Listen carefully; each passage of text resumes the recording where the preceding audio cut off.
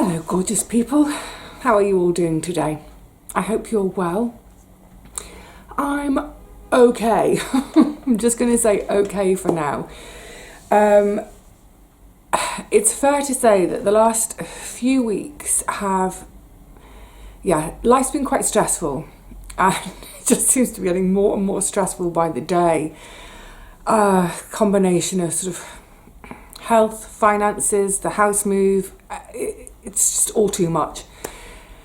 But, that wonderful phrase, it is what it is. I have to deal with it, have to get on. So I'm doing a few things today that I hope will ease the stress and anxiety. I'll share that with you in a second. And some new habits that I'm trying to change old habits, trying to make new habits. So that's going to be a large part of, the theme for today. Because, all this stress police are on their way. There's not a lot I can do about what's coming at me. The only thing I can do is change how I react. We all know that, don't we? It's you can't change events, all you can change is how you react to them. So, for example, today I've got in my little oil burner over there, I've got some bergamot oil.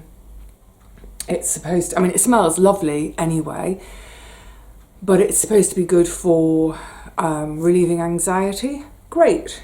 I've also got a cup of tea here. It's lovely. It's one of the ones that Veronique sent to me for Christmas. It's this, what's it called? Twining's Wellbeing Collection. There are 5 different teas in here, 4 for each thing. There's sleep, aiding sleep, glow, that's for skin, digestion, detox, which is a bit of a misnomer.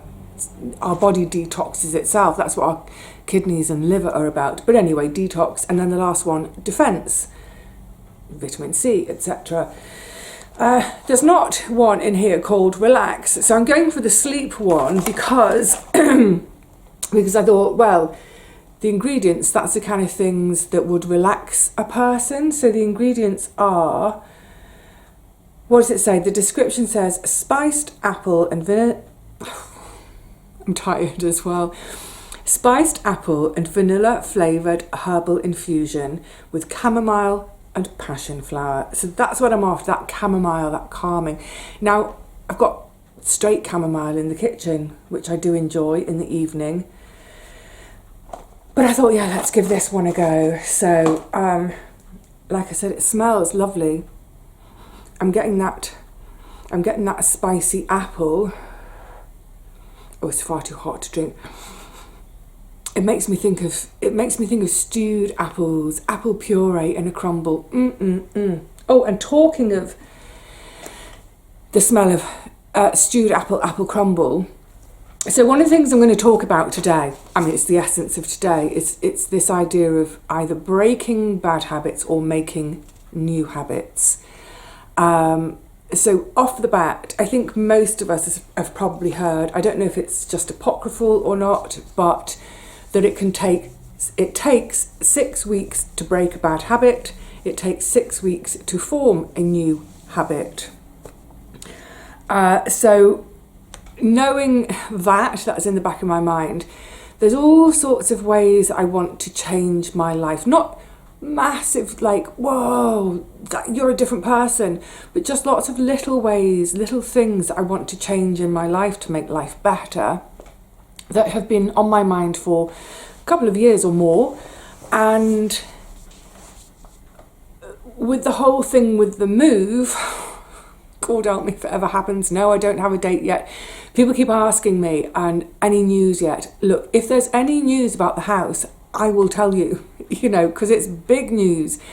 So if I don't mention it, that's because there's no news. There's no news. But sort of bearing in mind that the house move is coming, and that's something I've known for the last 1.5 to 2 years, although I didn't know exactly where, as in I hadn't found a property yet. Still, I knew it was coming. And so even over the last couple of years, I've been making little changes here and there, nothing that anybody else would necessarily notice, but I notice for myself. And just back to that sort of 6 weeks, I've got my water here as well, just in case. And the in case is now, bearing in mind things take 6 weeks, new habits.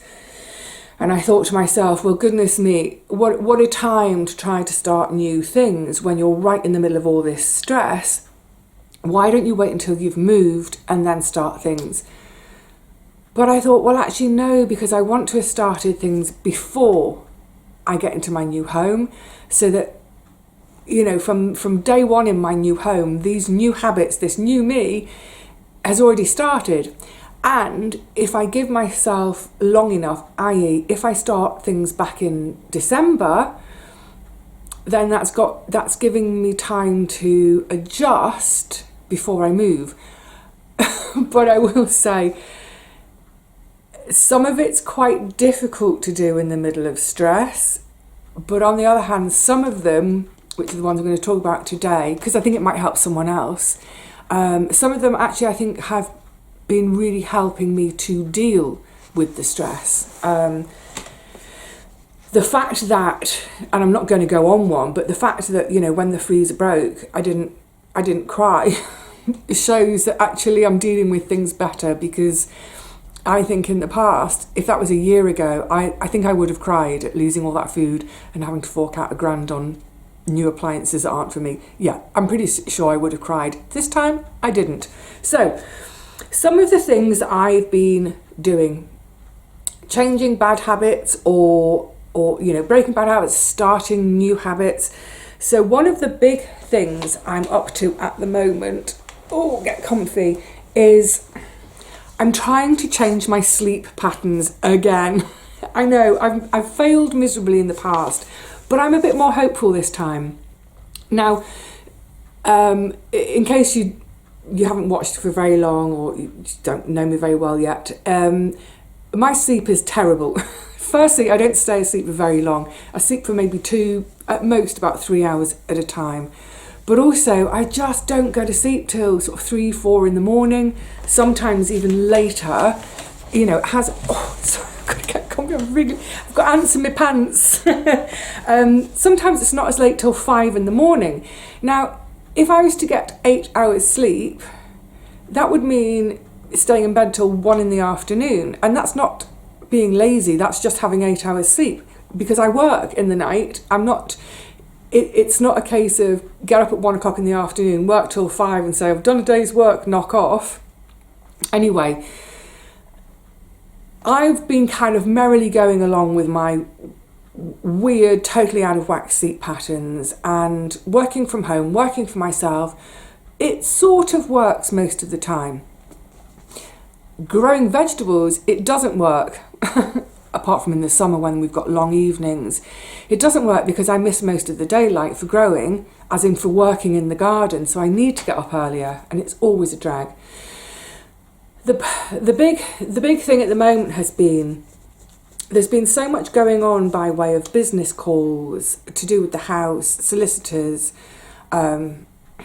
just even things like calls from the removers, the fridge and freezer delivery. These people all operate between sort of 8 and 5 when I don't operate. And going back to the end of December, that day when I had to get up for the first of the 3 delivery days for the appliances, I could have been in the first slot at 7 a.m, which meant getting up at 5:30 a.m. to have long enough. I'll try and get there quickly, don't worry. I need to get up at 5:30 in order to have long enough up and out of bed to warm up, to get my legs working enough so that I can go down all the stairs, to open the front door, to let them in, to come up the stairs with the appliance. Getting up at 5:30 in the morning when you only went to sleep at 3:30 is hideous. 2 hours sleep is not enough for anyone to function on. So on that day, I did it. But then, purely coincidentally, 2 days later, I had an appointment. I had to go and I knew that appointment was 9 o'clock. So again, that meant getting up at sort of 7:30 in the morning. So having had the freezer day, I thought, you know what, Vivi, carpe diem. why don't you try and adjust your sleep patterns again? Because you've already had this hideously early morning. In 2 more days, you're going to have another early morning. Plus, you're going to have another delivery for the freezer. And on removals day, it's already been discussed, they want to make an early start. That might be 7 o'clock. So you're going to have all these early mornings. So yeah, I thought, this is the perfect opportunity. Let's use this as an opportunity. So instead of whining about it and going, oh God, I hate getting up, make it into an opportunity. So I have been forcing myself, and this is the thing about making new habits, isn't it? That even if it's uncomfortable, even if it's difficult, when we know the end goal, it's worth it to just keep reminding ourselves in those difficult moments when you don't want to stick at it, to say it will be worth it. So I know it sounds silly talking about sleep in that way, but it really does become a bit of a handicap at times. But it might be something like, if you're trying to quit smoking, you know, I was a smoker years ago. I know it's incredibly difficult. One day at a time.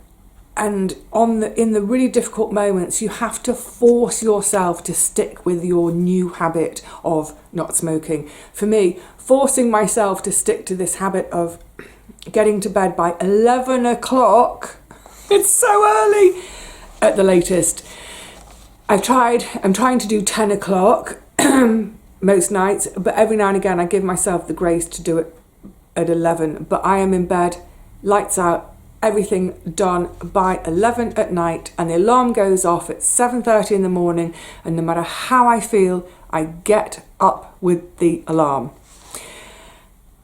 It's going okay for all that. So it's been, it's getting on for 3 weeks now. And I know it seems like for a lot of people that this may seem like a really ridiculous thing for me to be making anything of a deal of, never mind a big deal, but anything of a deal of. But when you, when you know you've got an appointment coming and you've got to be ready for it at 9 o'clock, and you know for yourself, for me, I know that historically I'm just not with it at 9 o'clock. I'm not even up at 9 o'clock. It becomes an anxiety in the days leading up to it. So say that's on a Thursday, by Monday I'm already thinking, oh, Thursday I'm going to have to get up at 7:30. That means Wednesday night I'm going to have to go to bed early. Or what if I can't get to sleep?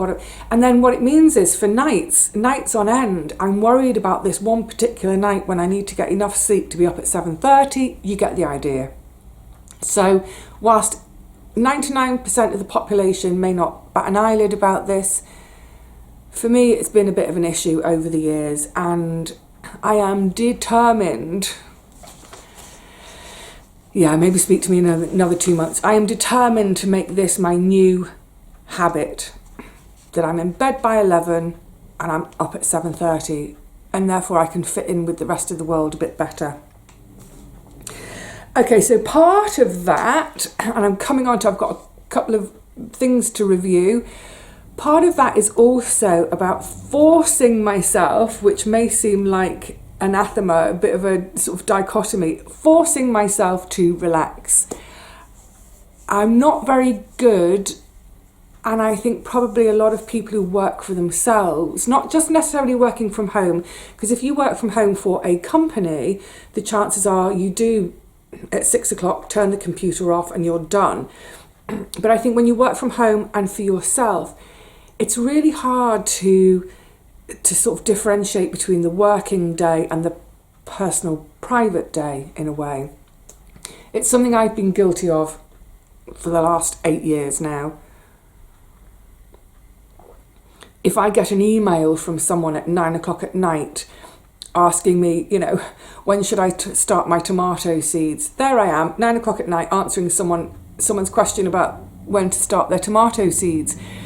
9 o'clock at night should be my personal time, not my work time. So I've so far so good-ish. I decided to have a work ban from 8 o'clock in the evening. So at 8 o'clock, Whatever I'm in the middle of, I stop, tidy away a bit, but from 8 until 10, that's it. I'm relaxing. Or 9 till 11, if it's been quite a busy day, that's when I'm letting it sneak to 11, but I am not letting it sneak beyond 11.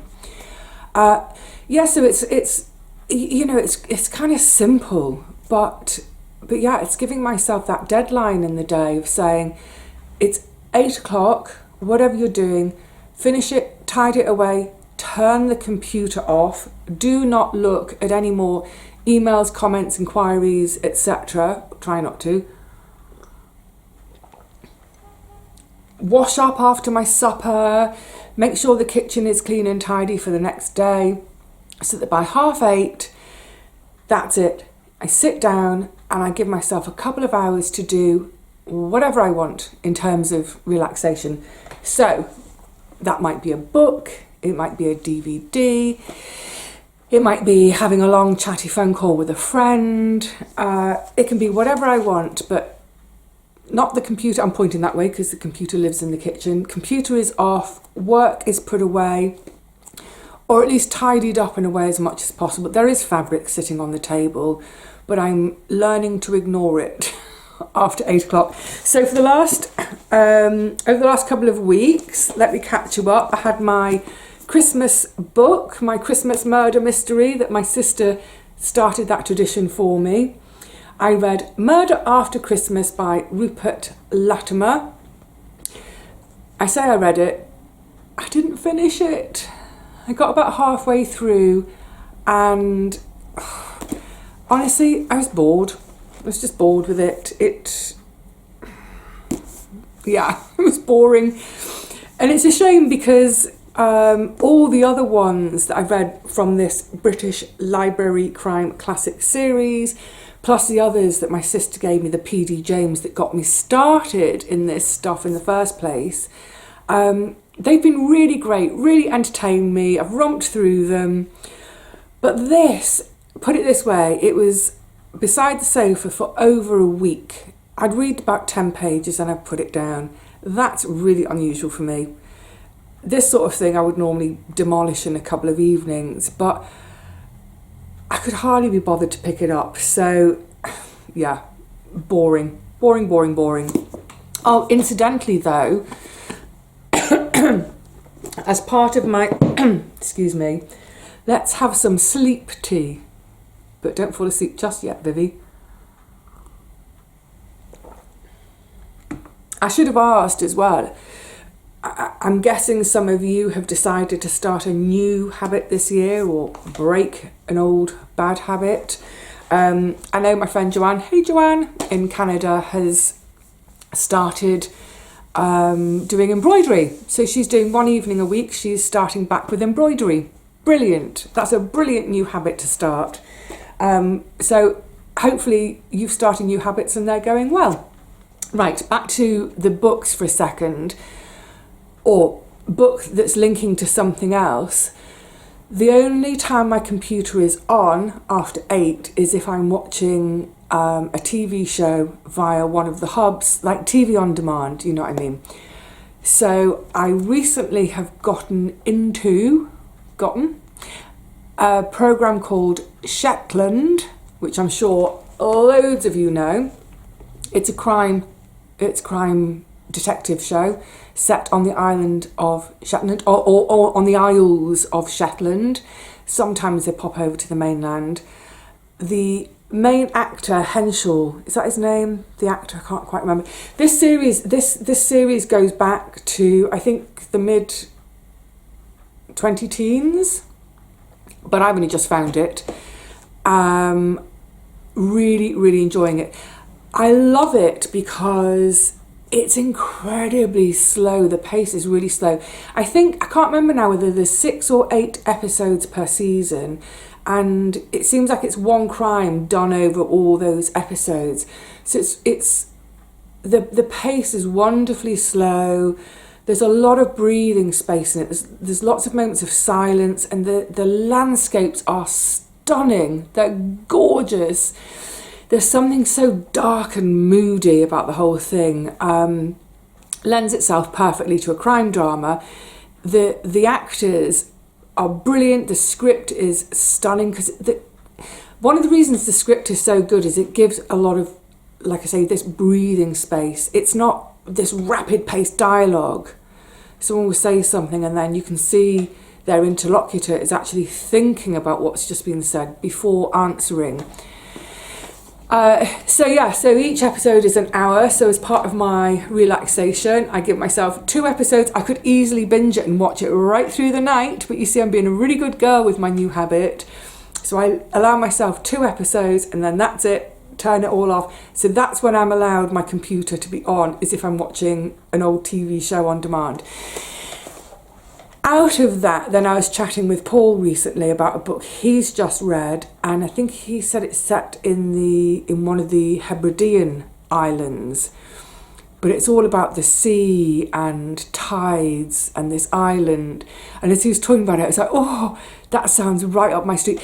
I've never been a crime reader before, although I quite like some crime shows. I like the old-fashioned stuff, Poirot and Miss Marple. But ever since discovering Shetland, that combination of the location, that landscape, and then the crime, but at a slow pace it unfolds, I thought, oh, so when he mentioned the book, so I'm going to borrow that from him. I'll let you know what I think, because it's completely out of genre for me. But yeah, why not try something new? So I look forward to that. Certainly better than I enjoyed my Christmas book. A couple of DVDs too.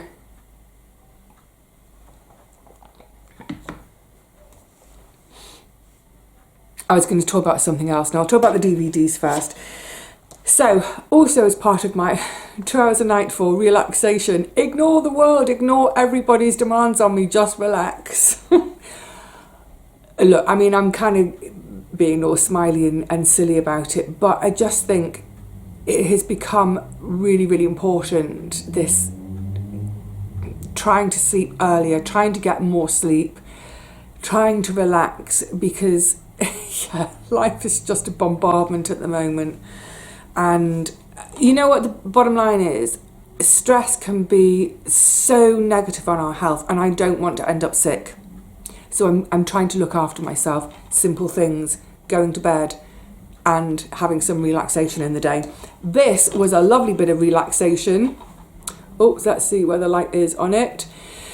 Far from the Madding Crowd with Carey Mulligan. Is that her name? Carey Mulligan, Matthias Schoenaerts, Michael Sheen and Tom Sturridge. This I bought as part of my Treats for a Tenner 2023. So I've had it a year and a month and a bit, which just goes to show how bad I am at taking any time off. But I've now watched it and it was gorgeous. It's one of my favourite Thomas Hardy books anyway. I love his books. He always writes such amazing female characters, and Bathsheba Everdeen is such a wonderful character. I totally identify. She doesn't want to be married. She wants to be independent. She wants to run her farm on her own terms. I'm sure many of you know the story. If you don't even worry about, read the book if you get a chance. But I certainly recommend this as, the light on it, as an adaptation, a film adaptation. It's beautiful. And of course, talking of the gorgeous scenery on Shetland, the scenery in this is, it's my favourite part of the world. You all know that by now. It's Dorset. Charles Dickens. Thomas Hardy's Wessex is Dorset. And so we get these beautiful rolling chalk hills, gorgeous, vast scenes of sort of arable farming from 1870, 1880-ish, 100 and a bit years ago. And of course, farming in those days, tons and tons and tons of people. It's before mechanisation. So at harvest time, there's these beautiful scenes, these huge fields of corn, wheat, I mean by corn, and hundreds of labourers scything, the corn down, and then others gathering them into sheaths. Is it a corn sheaf or sheaf? No, sheaf. And then tossing them up onto the wagons to be taken to the barn, and the building of, you know, these vast hay ricks. It's gorgeous. The perfect film to watch if you need a bit of relaxation. Beautiful scenery, a fantastic story. It's a couple of really shocking moments. Like, well, it's not all like, oh, it's not a Hallmark love story. It's not some twee Hallmark stuff. It's raw and it's passionate and it's glorious. And as adaptations go, brilliant. So all my favourite scenes in it. I mean, there's one scene right at the beginning which is heartbreaking and shocking. It's so shocking. Gabriel Oak, the farmer, he's a sheep farmer. That's all I will say if you haven't seen it. But right at the beginning, and it doesn't pull any punches. We get to see the aftermath of the incident, but it's brilliant. And now another DVD I've just watched, DVD, is one that I got from Barbara for Christmas. If you remember, she gave me 3 DVDs, and they're all Shakespeare adaptations for screen. So I dived in with Much Ado About Nothing, 1993, I think. Yeah, they all look so young. So Kenneth Branagh and Emma Thompson. It's of all of Shakespeare. Now, for me, Shakespeare, I love his tragedies and the histories, the big, meaty, dramatic things. This is a bit of frippery. It's like Midsummer Night's Dream. It's frippery. But if you're new to Shakespeare and you're scared of Shakespeare, and you think, I don't understand anything, start with something like Much Ado. Give yourself 15 or 20 minutes to just adjust to, hang on, what's this language they're speaking? Honestly, I promise you, if you stick with it, with something like particularly this adaptation, within 20 minutes you'll forget that you're listening to Shakespeare. You'll just be watching a film. There's numerous love stories going on, this couple, and there's a baddie who's trying to scupper the love. I know a lot of people are fond of this particular adaptation for no other reason than the setting. So it's set in, we don't quite know what time it's set, but it's all filmed, oh my God, it's gorgeous, a huge villa in, I think it must be Tuscany. It looks like a Tuscan villa. So the gorgeous countryside, the beautiful, achingly beautiful gardens of this villa. And it's all the girls are very sort of tousled. They've all got their hair out and tousled, and it's almost a bit of a bodice ripper. You know, it's the summer, and there's wine and food, and it's a romp. That's exactly the perfect word for it. It's a romp. So I went to the pictures to see it back in 93. I would have gone to, I think, the Odeon, Kensington to see it. Thoroughly. Denzel Washington, he's gorgeous in it. It's just a really fun bit of light entertainment. It's silly. Like I say, it's utter frippery, but joyful frippery. And both Branagh and Thompson in it, I mean, they're just fantastic.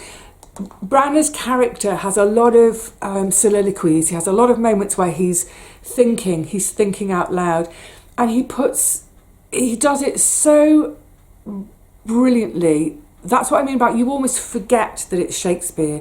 You forget that these are words we don't use very much. A lot of the words will be completely unknown to people, but we understand everything because of great performances and great direction. Did he direct it as well? I think Branagh directed it. So yeah, if you've never watched or never read Shakespeare and you think it's not for you, if you see this in a charity shop, pick it up and give it a go and surprise yourself, because I think you will be surprised. Like I said, 20 minutes in, you're going to forget you're watching Shakespeare or that you're hearing Shakespeare's language. You'll forget it. You'll just be involved with the film. So getting sleep organised, getting me my relaxation organised, just coming back to the habits, just a couple more, and then, oh, let's try and keep this shorter today. By the way, also I've been glugging away at this tea. It's really lovely. I don't think I've had it before. I'm not sure. Have I ever had it in the past? But that's the sleep one, the spiced apple. But I think the main flavours we're getting, yeah, it's that kind of spicy apple, but it's the chamomile and the passion flower. It's lovely. And it's all gone. Yes, so what I'm not doing, I haven't gotten down quite perfect yet, but don't forget, we've got weeks to make a new habit, and the intention is there, and I'm committed to it, and that is giving myself 1 day per week off, completely off. So far, what I've managed, I've been doing on either Saturday or Sunday, I'm flexing it, is that I haven't quite managed the whole day off, but I'm doing it from about 3 or 4 in the afternoon, finishing whatever I'm doing, instead of waiting till 8. So it's giving me quite a nice chunk of time from 3 till bedtime at 10. 7 hours. 7 hours of free time. I am going to push to make it become a whole day. That, I think once I've moved, that's more likely. But like I said, the intention is there, and I'm working on it, and that will happen. Now the other thing that I'm finding useful, although some people might think you're making more work for yourself, is I'm keeping track of each day. I'm not journaling as in my feelings and thoughts and that sort of thing, but I've got a page a day diary, and I just make a note of what I've done. So I still have a to-do list that's on a scrap of paper, but in the journal it's more of a to-done list, as in it's done. And I think this is helping me in a number of ways. One, it's helping me to see, actually, I am achieving loads each day, because sometimes, you know, I can get to the end of the week and I think, well, what have I done? I've not done anything. Am I wasting my time? And I get really self-critical, and I beat myself up regularly. You need to work harder, you need to do more, and it's silly, it's so negative. So keeping this done list in my journal, firstly, I can look back at one day and think, actually, wow, I did a lot. I can look back over a few days and think, I can see where my time is going now. I actually do a lot. And seeing where my time goes, it's helping me to plan future days better, because I think one of the problems has been I'm still planning a full day as if it's 6-7 years ago, before my body hurt so much. I just can't achieve as much now. But having kept track for couple of weeks now, getting on for 3 weeks, now when I plan a day, I don't try and plan too much and then beat myself up at the end of the day for not having achieved it all. It's all about helping my own psychology and being kinder to myself. You